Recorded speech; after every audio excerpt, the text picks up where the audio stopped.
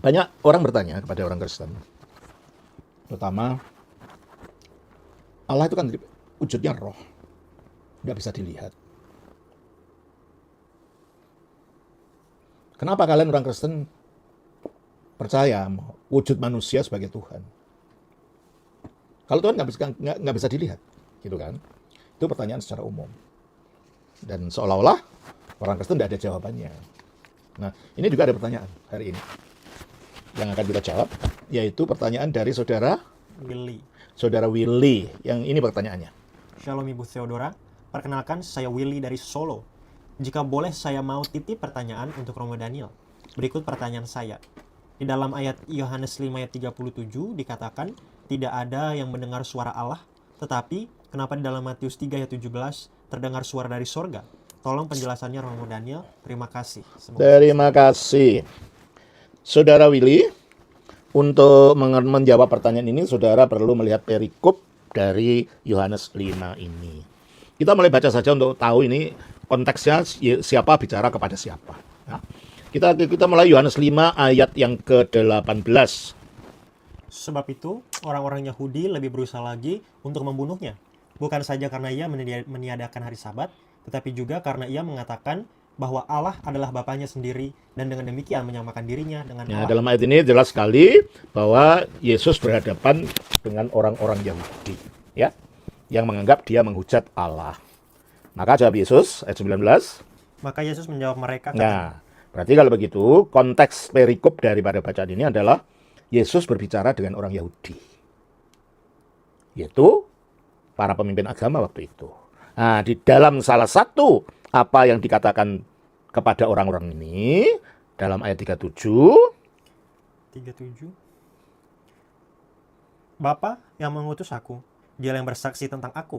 Kamu tidak pernah mendengar suara. ya, jadi orang-orang Yahudi itu memang tidak pernah mendengar suaranya. Tapi tidak berarti tidak ada orang yang sama sekali tidak pernah mendengarkan suara Bapa. Karena para nabi semua pernah mendengar suara Bapa. Kalau enggak gimana Bapa menyampaikan firman-Nya kalau mereka tidak mendengar. Coba kita lihat di dalam, mulai dari kitab Kejadian saja ya. Kejadian pasal yang ke-2 ayat yang ke-16. Lalu Tuhan Allah memberi perintah ini kepada manusia. Nah, Tuhan Allah memberi perintah ini kepada manusia. Apa katanya? Semua pohon dalam taman ini boleh kau makan buahnya dengan bebas. Tetapi pohon pengetahuan tentang yang baik dan yang jahat itu, janganlah kau makan buahnya. Sebab pada hari engkau memakannya, pastilah engkau mati. Tentulah ini Adam dan Hawa pasti mendengar suaranya Allah ini, bukan? Karena Allah berbicara. Kepada Nuh juga, coba kita lihat. Ya. Di dalam Kejadian pasal yang ke-9 ayat 1.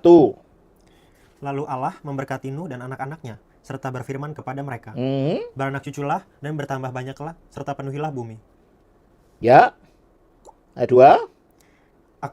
Ayat 2, akan takut dan akan gentar kepadamu segala binatang di bumi dan segala burung di udara, segala yang bergerak di muka bumi. Dan seterusnya, berarti Allah berbicara kepada Nuh.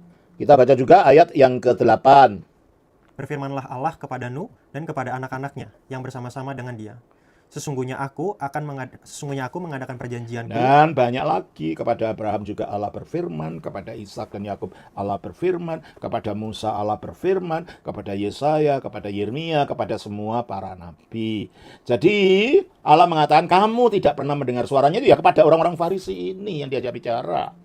Bukan berarti bahwa Allah tidak sama sekali tidak dapat didengar. Kalau didengarkan, kalau dia tidak menyatakan wahyunya, ya dia berbicara dapat didengar. Nah, kepada orang-orang ini mengapa mereka dapat melihat ayat 37? 37. Pasal 5, Yohanes 5:37. Bapa mengutus aku, Bapa yang mengutus aku. dia yang bersaksi tentang aku. Kamu tidak pernah mendengar suaranya. Kamu, maksudnya orang-orang Yahudi tadi yang membenci Kristus, tidak pernah mendengar suaranya.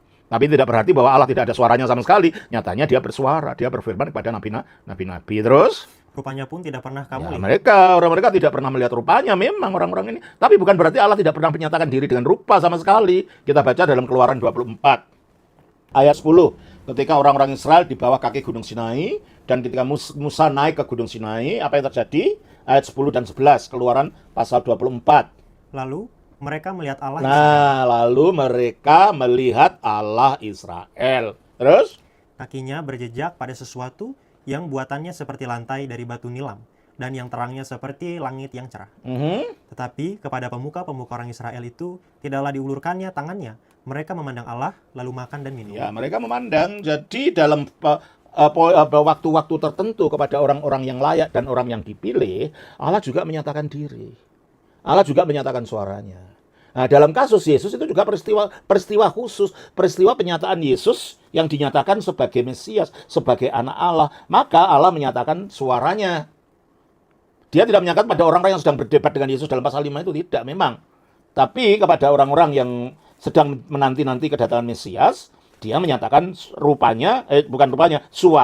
Coba kita baca di dalam Matius 3 tadi. Ayat yang ke-16, 17. Sesudah dibaptis, Yesus segera keluar dari air, dan pada waktu itu juga langit terbuka dan ia melihat Roh Allah seperti burung merpati turun ke atasnya. Ya, jadi yang dilihat itu Roh Allah, bukan Allah Bapa ya. Dan di dalam pasal 5 ayat 37 itu yang dimaksud Allah Bapa yang pernah dilihat. Dan seluruh perjanjian lama memang Allah Bapa tidak bisa dilihat. Yang menyatakan diri itu adalah firman-Nya sebelum jadi manusia. Yang menyatakan diri dalam bentuk apa yang disebut sebagai teofani, penampakan ilahi. Nah, di sini juga yang nampak bukan Allah Bapa, yang nampak adalah Roh Kudus. Ya, tetapi suara Allah Bapa memang kelihatan dalam ayat 4, ayat 17. Lalu terdengarlah suara dari sorga yang mengatakan, inilah anakku yang kukasihi, kepadanya lah aku berkenan. Mereka mendengar karena peristiwa khusus ini. Peristiwa pernyataan siapa Yesus. Juga kepada para nabi tadi, itu ya peristiwa khusus. Sehingga mereka bisa mendengar suara Allah. Sebab kalau mereka tidak mendengar suara Allah, Allah bagaimana menyatakan kebenarannya pada mereka? Kalau tidak ada suaranya. Maka Yohanes 5 ayat 37 itu memang benar itu untuk orang-orang secara umum. Dan untuk para pemimpin agama waktu itu yang hatinya keras, tidak mau menerima kebenaran Allah. Tetapi untuk waktu-waktu khusus dan kepada orang-orang tertentu yang dipilihnya, Allah dapat menyatakan dirinya dan Allah dapat menyatakan suaranya seperti yang telah kita baca dalam perjanjian lama tadi dan seperti dalam kasus baptisan Yesus di sini. Begitu ya Saudara Weli?